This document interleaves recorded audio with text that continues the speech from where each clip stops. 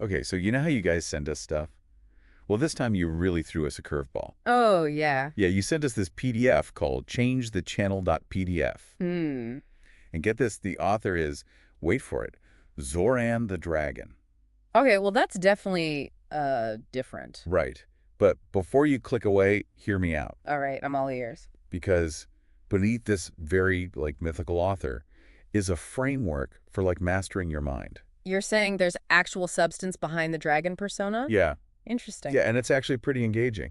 So what's the dragon's take on the mind? Well, so Zoran's whole thing is that we can control our thoughts and emotions by managing our mental channels.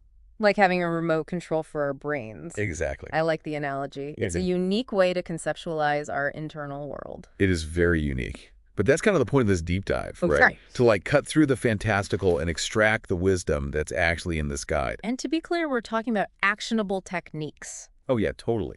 We want to give you tangible steps for thought control and building that emotional resilience, but without, having to battle a dragon. And no fire breathing required. Got it. But where do we even begin with a text like this? Well, let's break down Zoran's key concepts. He talks about goblin paths, flame breath of focus, scale armor mode, even a treasure map. Okay, those are some evocative terms. Right. But they actually represent pretty solid psychological principles. I'm intrigued. Let's unpack them. All right, so let's start with the foundation. Zoran calls it your dragon brain. Dragon brain. Okay, this should be good. Yes, so he uses this analogy of your mind being like a treasure hoard. It's full of thoughts and memories, but it's guarded by these goblins. Goblin. Yeah, worries, regrets, distractions, anything that prevents us from accessing our mental wealth. So the goblins are essentially the obstacles to reaching our full potential. Exactly. I see. And then there's this idea of mental channels. Oh, yeah, that's the remote control concept. Right. He suggests that our minds are always tuned to a certain stream of thoughts or feelings, and that we have the power to change the channel. This idea of personal agency, that we're not just stuck with whatever's playing in our heads, that's a powerful concept. Totally. So how do these goblin paths fit into this? Well, they're kind of like the default channels, the ones we get stuck on. The channels we watch, even though they're not our favorites. Exactly. They're those ingrained thought patterns, the mental ruts we've worn down through repetition. The same old reruns playing over and over again. Yeah, things like automatic self-doubt or procrastination, those loops that keep playing but don't really serve us anymore. And he points out these patterns might have been useful at one point, but are now outdated. Exactly. Think of it like an old operating system. It worked fine back in the day, but now it's slowing you down. I like that analogy. So the first step is recognizing that you have these goblin paths, these recurring negative thoughts that are holding you back. Recognizing the problem. Got it. Exactly. But how do we actually break free from these goblins and their paths? Well, Zoran's got a 5-step strategy for that. 5 steps. Lay it on me. Okay, so first, recognize the impact. Recognize the impact. So that means How are these thought patterns affecting you? Your energy levels, progress towards goals, your overall emotional state. basically taking stock of the damage they're doing. Exactly. Are these thoughts or habits draining you? Are they holding you back? Asking yourself those tough questions to fuel that motivation for change. Right, because you need to see how those goblins are messing with your treasure hoard before you're really motivated to get rid of them. Makes sense. So what's step 2? Identify the goblins themselves. Okay, so figure out the root cause of those negative patterns. Exactly. Are they based in current reality, or are they just echoes of past insecurities? So figuring out the why behind the goblin. Yeah, because once you understand where it's coming from, you can start to dismantle it. So for example, if I have a procrastination goblin, the root cause might be a fear of failure. But is that fear still relevant to the task at hand? Or is it just an old, outdated fear that's holding me back? All right. So step 2 is about bringing those underlying issues to the surface. Okay, on to step 3. That's next. Label the goblins. Label them. What do you mean? Zoran suggests actually giving these patterns names, like the worrywart or the perfectionist, Interesting. as it creates emotional distance. So instead of saying, I'm so anxious, you'd say, oh, it's just the worrywart acting up again. Yeah, exactly. It's like you're externalizing the thought, making it less a part of you and more of an annoyance you can deal with. I can see how that could be helpful for some people, but do you think giving them names could also make them feel more real and harder to dismiss for others? That's a good point. It might depend on the person. Yeah, it's interesting to think about. Okay, step 4, interrupt the signal. All right, so we've recognized the impact, identified the goblin, given it a name. What do we do next? You got to challenge those goblin thoughts. So once I recognize a goblin thought, I need to actively question it. Right, like actively look for evidence against it. So like a lawyer building a case, but against my own negative thoughts. Yeah, exactly. So if your thought is, I can't do this, ask yourself, what evidence do I have that supports that? And what evidence do I have that contradicts it? Right, because often those negative thoughts are just assumptions, not facts. So step 4 is all about fact-checking our thoughts. Exactly. Okay, what's the final step? Step 5 is mapping new paths. Mapping new paths. Yeah, you can't just stop the negative thoughts. You have to replace them with something better. So it's not just about getting rid of the bad, but actively cultivating the good. Right. So instead of, I can't do this, you could say, I'm capable and I'm going to learn as I go. That's a great example. Yeah, and Zoran ties this back to neuroplasticity. It's about creating those new, healthier neural pathways. It's like building a new road instead of just trying to block off the old one. So we've got these 5 steps for dealing with goblin paths, but are there any practical exercises Zoran recommends to help us actually put this into practice? Oh yeah, he has a couple. I'd love to hear about them. Okay, so the first one is goblin journaling. Goblin journaling. I like it already. Yeah, so basically you reflect on those moments when a goblin path, kind of took over your thoughts or actions. You write down the trigger, what you felt, and what you could do differently next time. It's like capturing those goblins on paper. Yeah, it's about getting them out of your head and onto the page where you can analyze them. I can see how that would make them feel less overwhelming. So by writing down those patterns, we gain more awareness and potentially some control over them. Exactly. The second exercise is a visualization ritual. Okay, tell me more about this. It's all about visualization.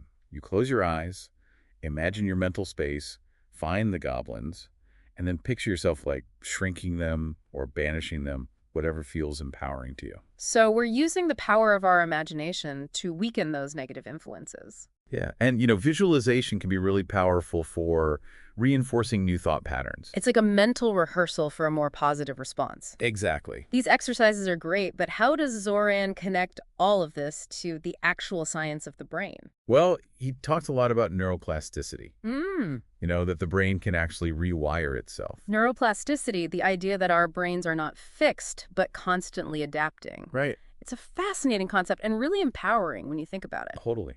And he ties that to habit formation. Because essentially those goblin paths are just deeply ingrained habits, right? Exactly. There are neural pathways that have been strengthened through repetition. So changing those paths is really about changing our habits. Right. And he's really adamant that it's not enough to just stop the unwanted habits. You have to actively replace them with constructive ones. So it's not just about creating a void. You need to build something new in its place. Yeah.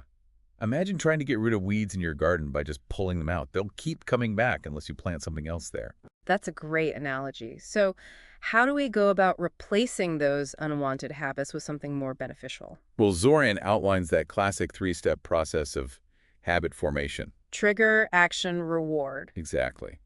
There's that cue that triggers the habit, and the habit itself, and the reward that reinforces it. Right. So understanding this trigger, action, reward loop is crucial for consciously creating those new positive mental channels. Yeah, like if checking your phone is a bad habit, you can identify what triggers it. Maybe it's boredom or feeling stressed, and then you can choose a different action, like taking a few deep breaths or going for a quick walk. And the reward could be the feeling of calm or accomplishment that comes with that new action. Exactly. But building new habits can be tough. Oh, yeah, for sure. Does Zoran offer any practical advice for making that process easier? Totally. He suggests starting small, baby steps. Makes sense. Starting small makes the new habit less daunting. And linking it to an existing routine. Like tacking on a new habit to one you already do regularly. Exactly. He also emphasizes consistency. You got to do it regularly for those neural pathways to strengthen. Consistency is key, just like with anything else. Yeah, and he says to reduce any friction, make it as easy as possible to do the new habit. So removing any obstacles that might get in the way. And celebrate those small wins. Because those small victories help to keep us motivated. Exactly. He even suggests finding a supportive community. Having people who can cheer you on and hold you accountable. It all makes sense, right? It does. So far, Zoran's approach seems surprisingly grounded in solid principles of psychology and habit formation. Yeah, definitely. All right, so we've covered the dragon brain and goblin paths. What's next on Zoran's agenda? Well, remember those buttons on the mental remote? Oh yeah, the flame breath of focus, scale armor mode, and the treasure map. Right. He goes into detail about each one. Okay, let's dive into those. All right, so button number 1, the flame breath of focus. What do you think that's all about? Well, based on the name, I'd say it's about focus. Yeah, it's basically your directed attention, the ability to focus on one thing and block out distractions. Like a laser beam of concentration. Exactly. And Zoran connects this to attention restoration theory. Have you heard of that? I have. It suggests that our ability to focus is a limited resource that gets depleted with overuse. Right. And that spending time in restorative environments like nature can help replenish that focus. Which explains why Zoran recommends taking breaks in calm settings. Makes sense, right? It does. He also talks about flow states. Flow states, those moments when you're completely absorbed in an activity and you lose track of time. Yeah, like you're in the zone. Exactly. Research shows that flow states not only boost productivity, but also strengthen those neural pathways associated with focus. So basically, the more you experience flow, the better you become at focusing. It's like a positive feedback loop. Exactly. So how do we cultivate this flame breath of focus? How do we activate this button on our mental remote? Okay, so Zoran breaks it down into 3 steps. First, anchor your flame. Anchor your flame. What does that entail? Basically choosing a single task and committing to it for a set period of time. No multitasking allowed. Right. And minimizing distractions. So putting your phone on silent, closing unnecessary tabs, maybe even finding a quiet space to work. Exactly. He also suggests using breathing techniques. Like the 4-7-8 method we talked about earlier. Yeah, to center yourself and calm your mind. Breathing techniques are a great way to shift your mental state and improve focus. And then there are structured focus periods. Things like time blocking or the Pomodoro technique. Exactly. These techniques provide a framework for breaking down work into manageable chunks and scheduling dedicated time for focused effort. Right. So step 1 is all about creating that dedicated space for focused work. Got it. What's step 2? Engage your whole being. Engage your whole being. That sounds intense. It is. It's about choosing tasks that actually stimulate you. So not just busy work, but things that light you up. Yeah, something maybe slightly outside your comfort zone. To keep things challenging and engaging. Exactly. And setting clear, achievable goals for those tasks. So you know what you're aiming for and can track your progress. And again, eliminating distractions and using those focus work sprints. So the key to flame breath is really about intentional attention. Right. Eliminating distractions, setting clear goals, fully engaging in the task, and prioritizing rest. Because without rest, our focus fuel gets depleted. Exactly.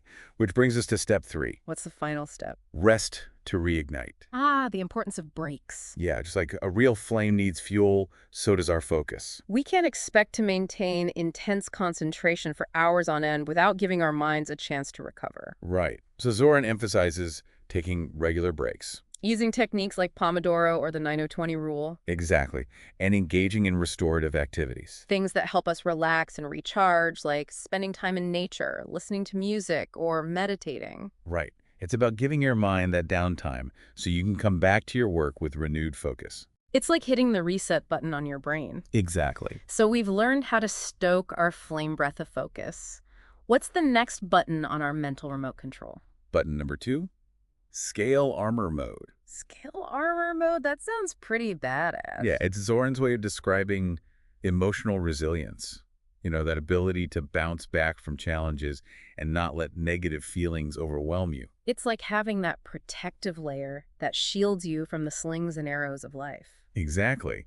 And he ties this back to a few psychological concepts. I'm curious to hear about those. Okay, so first there's cognitive restructuring. Cognitive restructuring, that's a core technique in cognitive behavioral therapy, CBT. Right. It's about identifying and challenging negative thought patterns. Because those negative thought patterns are often what fuel our negative emotional responses. Exactly. And then there's the concept of memory reconsolidation. Which suggests that when we recall a memory, we have an opportunity to reframe it and change its emotional impact. So basically we can rewrite our emotional history. In a way, yes.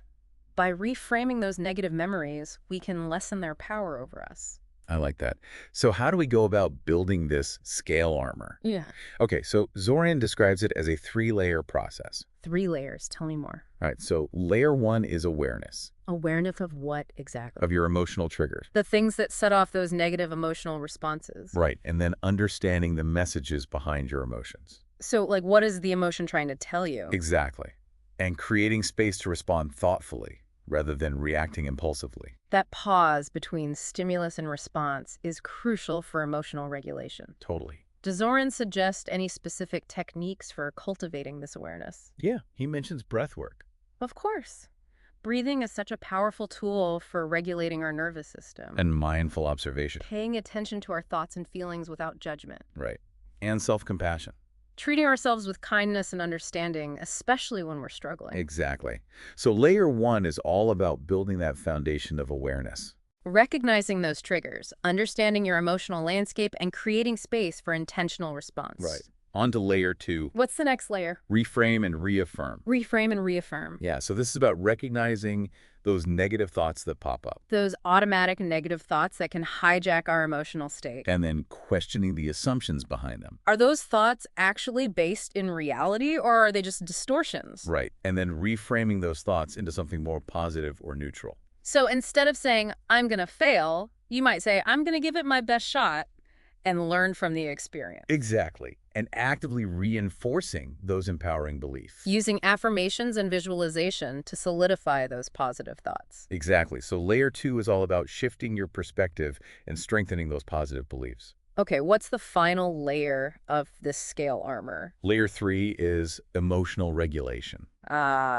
The tools we use to manage those strong emotions when they inevitably arise. Yeah. Zoran mentions a few techniques here. Breath work, of course, Always a good one. and visualization. He suggests imagining negativity bouncing off your armor. That's a powerful image. Right. He also mentions grounding techniques. Grounding techniques, those are helpful for bringing yourself back to the present moment when you're feeling overwhelmed, And progressive muscle relaxation. which involves tensing and releasing different muscle groups to reduce physical tension and promote relaxation. Exactly. So layer three is about having those go-to techniques for managing those intense emotions. So we've built our scale armor layer by layer.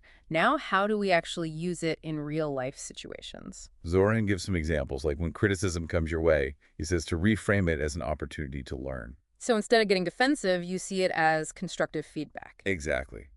When self-doubt creeps in, he says to visualize your armor strong and affirm your capabilities. Reminding yourself of your strengths and past successes. Right. And when obstacles arise, he says to remember your past resilience. Because we've all overcome challenges before, and we can do it again. Exactly. So having these pre-planned responses ready to go can help us activate our scale armor when we need it most. Totally. But he also stresses the importance of maintenance. Maintenance. Yeah, you can't just build your armor and forget about it. You have to keep it strong. So how do we do that? He suggests reflecting daily, cultivating gratitude, and practicing self-compassion. Daily reflection can help us identify those areas where our armor was tested so we can learn and grow. Gratitude can shift our focus to the positive, which strengthens our overall resilience. And self-compassion is essential for healing those inevitable cracks in our armor. It's all about that continuous self-care and growth. So we've got our flame breath of focus and our scale armor mode. What's the final button on this mental remote control? The treasure map. Treasure map. That sounds intriguing. Yeah, it's all about those deep-seated beliefs that shape our lives. Beliefs are powerful. They can either limit us or empower us. Exactly. Yeah. And this button is all about identifying those limiting beliefs and consciously changing them. It's like redrawing your internal map to guide you towards your goals and aspirations. I like that analogy. So how does Zoran suggest we go about changing those beliefs? Well, first he says to examine the evidence. Like really look at the evidence for and against that belief. Is there actual proof that it's true, or is it just something you've been telling yourself for years? Right, because often those limiting beliefs are based on outdated information or assumptions that no longer hold true. It's like cleaning to an old map that's no longer accurate. Exactly. And once you've examined the evidence, it's time to reframe the belief. So taking that limiting belief and turning it into something more positive and growth-oriented. Right. So instead of believing I'm not good enough, you might reframe it to I'm capable of learning and growing. Exactly. But how do we actually go about reframing that map? Is there a process for that? Zoran breaks it down into several steps. First, understand the purpose of the new belief. Like, how will this new belief serve me? How will it help me achieve my goals and live a more fulfilling life? Exactly. Then identify the limiting belief that you want to change. The belief that's holding you back. Right. Then challenge that belief with evidence. Using that evidence we gathered in the first step. Then reframe the belief into something empowering and actionable. So not just a vague positive statement, but something specific and concrete that you can actually put into practice. Exactly. So instead of just saying, I am confident, you might say, I am confident in my ability to speak up in meetings and share my ideas. Exactly. Then visualize this new belief as if it were already true. Using the power of visualization to imprint that new belief on your subconscious mind. Right. Seek inspiration from others who embody that belief. Finding role models and mentors who can show you that it's possible. And finally, consistently track and reaffirm your new belief. Reminding yourself of it daily, perhaps through affirmations or journaling. Exactly. So it's a pretty comprehensive process for rewiring those deep-seated beliefs. It is, and it aligns with what we know about neuroplasticity and habit formation. Totally. Zoran even brings up memory reconsolidation and the role of dopamine in reinforcing new beliefs. Because when we take actions that are aligned with our new beliefs, it reinforces those neural pathways and makes the beliefs feel more real. Exactly. And just like with the goblin paths, he emphasizes repetition. Daily affirmations, visualization, and tracking your progress. Yeah, he suggests it takes around 66 days on average to fully embed a new belief. That's about 2 months of consistent effort. Right. But he also says to celebrate the treasure you find along the way. To acknowledge those wins, big and small, and recognize how far you've come. Exactly. It's all about reinforcing that sense of agency and control over your own mind. So we've explored the 3 buttons of Zoran's mental remote control. Is there anything else we need to know to master our dragon brains? Yeah, he has a few other concepts he touches on. I'm all ears. Okay, so first there's the Dragon's Breath channel. Dragon's breath channel. Yeah, it's all about the power of breath. Yeah. Breathing is so fundamental to our well-being, both physically and mentally. Right. And Zoran emphasizes using breath as a key to unlocking inner strength and regulating your mental state. Makes sense. He even has a specific Dragon's Breath ritual. What's that? It's pretty simple. You inhale deeply, hold your breath for a few seconds, exhale slowly, and then pause for a moment of silence. It's like a mini meditation focused on the breath. Exactly.